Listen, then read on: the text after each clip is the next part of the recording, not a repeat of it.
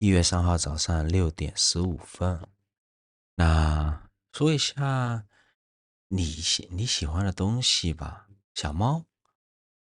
确实我也没想到之前就是因为你的头像那个时候有小猫嘛，我就是那个 IG 的头像，微信的头像倒也不至于。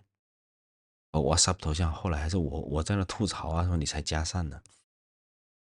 喜欢猫这个东西，我觉得挺神奇的，因为第一次吸引我的注意力，其中之一也就是猫。就那时候很惊讶，你跟我说你居然跟另外一个小女生，那叫什么来着？两个人疯疯癫癫的，那对我来说是疯疯癫癫的啊，居然会那个叫什么，拿着猫粮去喂猫。我那时候觉得很神奇，就两个小女生，而且都是矮冬瓜，就是矮秃秃的，拿着猫粮去坟墓边上去喂猫，就真的很神奇。就觉得这孩子脑回路应该跟正常人不一样。聊着聊着还真的不一样，就真的太不一样了，就很神奇。但是后来你还跟我说你还养过其他东西，让我就哇更加神奇了。另外一个是因为在说你养猫这东西，我觉得挺好的。猫猫是个很高贵的动物，就喜欢跟别人打交道啊什么的，跟我们这些人还挺像的。就我自己小时候养的那只猫呀，rest in peace，被我老妈给整掉了嘛，被我老妈给送人了嘛，然后就被毒药毒死了那种乡下嘛。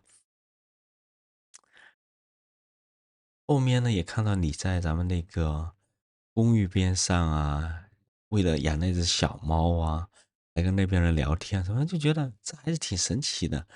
就不是说胆子有多大，就哇哦，就因为我自己这边可能是受过伤害之后，就再也不会再跟别人去联系了。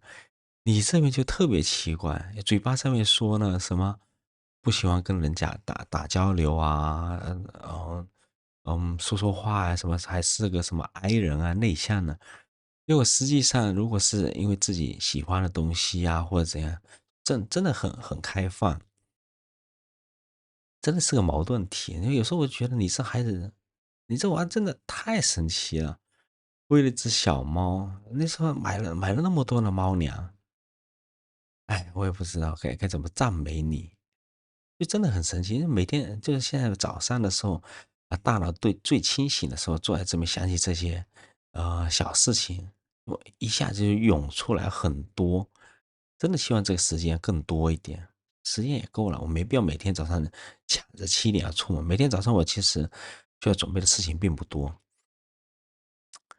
猫这个东西，然后我还记得咱们公寓边上那些猫，因为我刚到雅家的时候就听过说白辣椒那附近啊，有很多猫，然后没想到我到雅家了才发现雅家的猫真的是绝了，满大街都是啊，太多太多，随便走到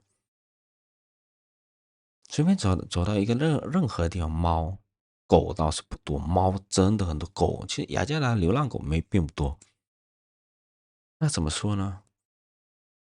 嗯，哦对了，你之前还在公寓里面养过猫呢。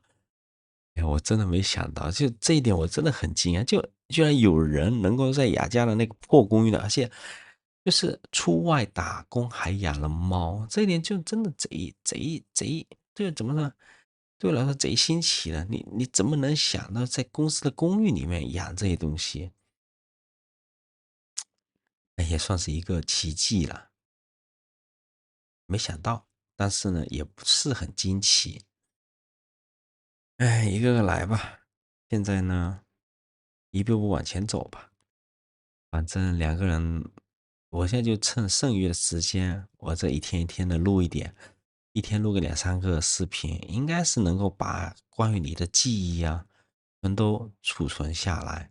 我们两个人在一起时间其实也并不是很长，10月份、11月份才出去吃吃饭啊，逛逛街啊，然后就分开了。可能两个人真正在一起，可能时间也并不是很多。吃过几次饭啊，逛过几次街啊什么的，尽量呢我把它记下来，是这样了。但是我们两个人交流的点点滴滴，可能以后吧。如果过段时间两个人真的分开，我可能会看一下今天两个人聊过什么东西，回忆一下。哎，很多聊了太多太多了。等大家分开的时候我再去看，现在去看的话会很伤感的。啊，关于猫猫的故事就到这了，真的。然后还说找了个人，他妈把那只猫给送走，我真的很好奇，怎么能遇到这么多人？因为是微信朋友圈啊什么的，应该是这样吧？我就觉得很神奇。一个在雅加达的人，可能是中国人的这个圈子吧。下个视频见，拜拜了。